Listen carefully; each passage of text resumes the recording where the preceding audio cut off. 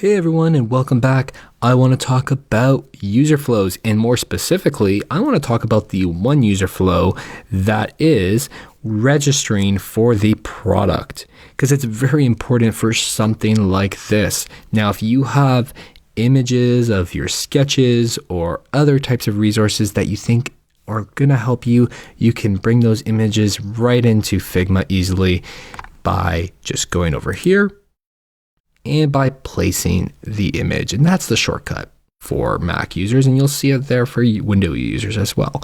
So that's an easy way, or you can copy and paste that image directly from a website. You can copy and paste it from another file.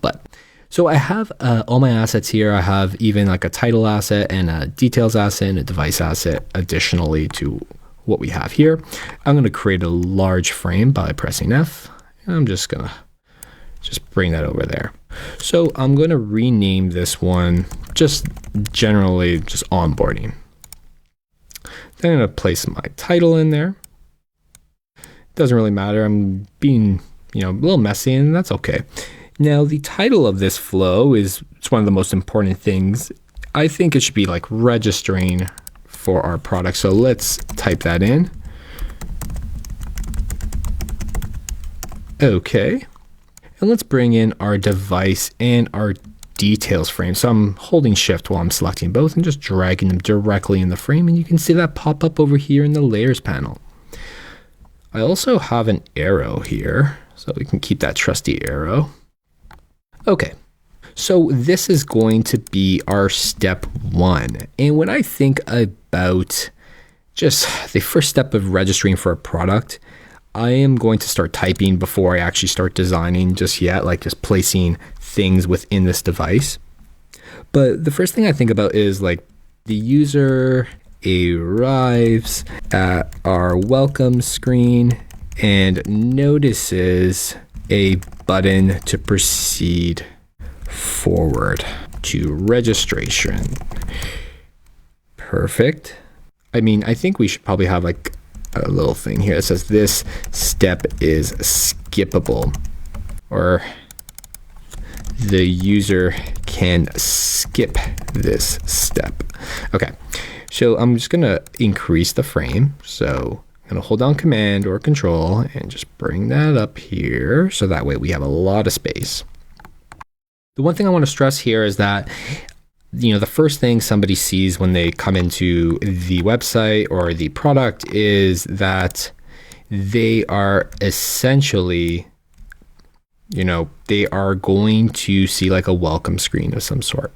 So I duplicated this and brought it into here. You can just like copy and paste it as well. So I'll just grab a button here, like a primary. I'm going to copy that and click my frame and paste it. And there we go. You can also go ahead and I like to use colors sometimes because I think it helps just show you, what are the interactive states? Like, do they click this and then do they click something else? So I think this is just going to suffice as like some sort of welcome screen. Then we're going to move over to the next screen. So you can see you can start building these out rather quickly just by thinking, even in your head. I would actually sketch these out first and think about every single flow you have and which ones are really important for the success of your product. Like, you don't need to do like a normal login flow. You could, it would take you probably like 5 minutes, but I think that kind of design pattern is pretty normalized when you're thinking about things that are much more custom, like this registration, where step 2 may be something like the user is prompted to add their email and password. They can confirm those details. So this is pretty standard, but I think we need to also mention it. But let's actually copy this whole container. We can throw it in there. There we go. Finally, we can remove that just by pressing delete while clicking it and remove this one. So, and then there probably should be maybe a back button. So I'm gonna take this whole container and paste it in. Take this black, and I'm gonna use the color picker by pressing I. and select that blue. So we have like a primary and secondary. Maybe this is like a skip button or something like that. And I don't know. I'm just trying to cover some bases while I'm also thinking a little bit about wireframing at the very, very simplest and most basic stage. So we have this step.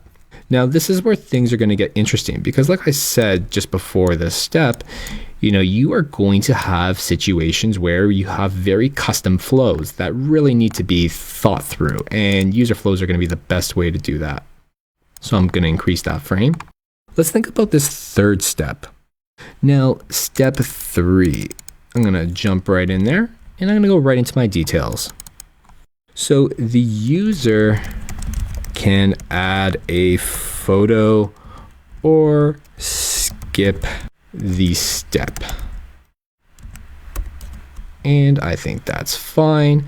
So maybe, there's some customization aspect. And we can take this one column image and we can throw this here. And, at this point, you can do a couple different things. I'm going to ungroup it by using Shift Command G, or you could do Shift Control G.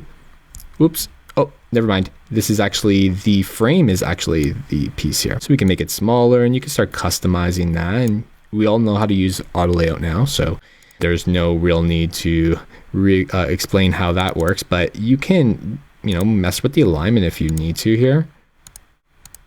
But I'm just going to keep everything centered for the sake of simplicity. Let's get into a little bit more of the custom, the custom stuff that we're going to see in this flow, or at least I think we're going to see.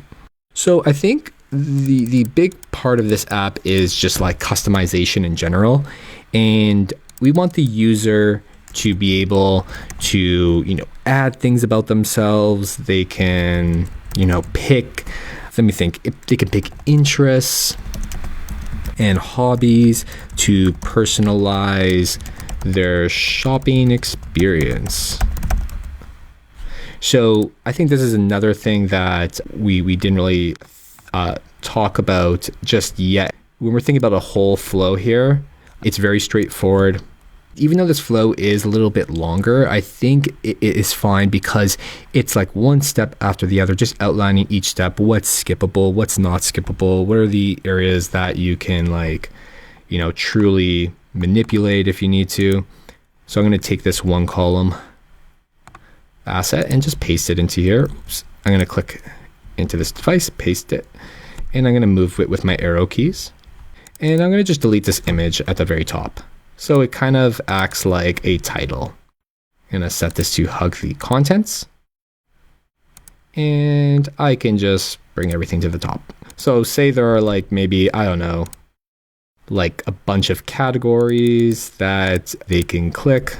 Here, let me back up there, because I don't know if they'll have paragraphs or anything like that. Not that that's important, but I think it's good to try and be, I guess you could say, a little bit truthful in what type of content may actually be there.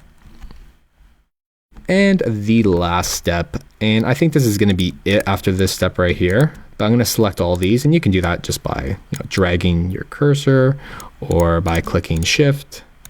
So I'm going to do that. I'm holding Option Shift and I am dragging it, so it's kind of acting like a duplicate. Okay, now this is step 5. So I think step 5, ignore the actual design in there because I don't think that's what it's going to look like. But step 5 should probably be something like, okay, I've picked my hobbies, interests, it's going to personalize my shopping experience. Now I should get some sort of confirmation and I'm done. Like happy, success, that's it. So success, the user has registered for the product and can now access all of the member related features. This is just off the top of my head, but you can kind of see how this does follow the same line of thinking when it comes to just the general way things should flow with a user flow. So I'm just going to paste that in there, and I'm going to once again make everything centered. And there's like my confirmation screen. I know it's not like beautiful or anything, but it definitely gets the point across. And these blue buttons are like, this is what I'm really clicking on. Maybe we can even come in here and, you know, just set one of these, we can set these colors. See, these are the selection colors. So if you click them and you select like say blue, then we're starting to select everything as blue. Then you can go ahead and maybe adjust the opacity here. I mean, you can say that this is clickable and so is this. So color picker while I'm selecting that and just pick the color.